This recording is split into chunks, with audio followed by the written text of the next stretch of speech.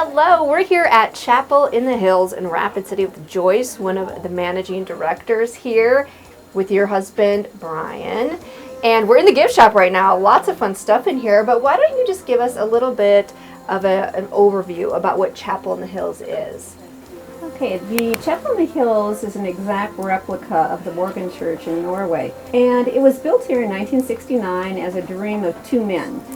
The first was a man named Harry Gregerson, who was a pastor in Sioux Falls, and he was looking for a home for a radio broadcast called Lutheran Vespers. So in his search for about 10 years of trying to figure out what to do, they came up with the idea of doing a stavkirk. And after getting permission from the Norwegian government to do this, the next part was obviously financing, and so there was a local banker named Art Dahl who was willing to do that. And he purchased the land, paid for everything that had to be done, putting the road in out here, with the only stipulation being that he wanted his parents to be honored in the plaque that stands outside of the chapel. So that was many years ago, and now we're continuing with his mission. My husband and I are the directors, working with the board here, and all the rest of the staff are volunteers. We have a visiting pastors program that the pastors come in, they do the weddings, do the worship services, and they stay in the cabin here on property, and that's kind of their reward for being here. Neat. The cabin that's on the far corner of the property was an old Norwegian prospector's cabin that was out in the hills. He was looking for gold, and the cabin just dilapidated over the years, and so the pastor that was here, Pastor Hansen, decided that we should move it here on the property. They moved all the parts in and then reconstructed it here on site. It actually took them 2 years to get that cabin put back together. Now that it's here, it houses some Scandinavian antiques. Neat. And talk a little bit about the prayer walk. Okay.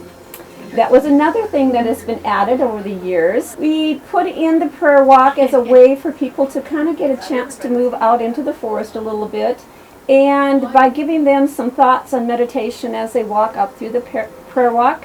We've also added a benediction trail to that, so now they can also go through, and as they do, they can read plaques that give them the benediction, and then they come out around on the other side of the chapel. The gift shop, this building was actually made in Norway. Then it was all taken apart, shipped over here, and reconstructed on site. And so inside of this gift shop, we have lots of memorabilia, things about the chapel, obviously. But then besides that, we have a lot of consignment people doing projects for us. So we do our rose walling is consignment. We have some scroll saw. We have some little clay nissies that are being made, the wooden pieces, carvings, and the gnomes are handmade. So we have a lot of those, and then we do a lot of books with a relationship in some way to the Scandinavian culture.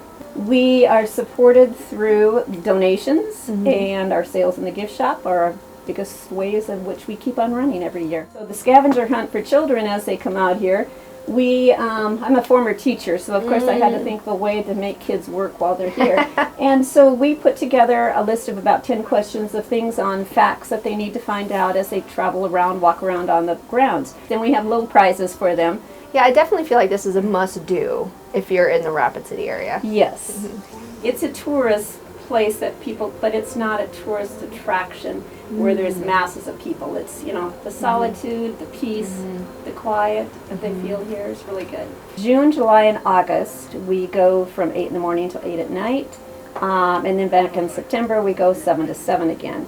And the worship services are at 7:30 until 8 until, so that's kind of the end of the day. And they start in June, too. All right, so are you ready to go up to the chapel? Yes, I'll go show you what's in the chapel. All right. Okay. Stay tuned after the break as we take a tour of the stavkirk.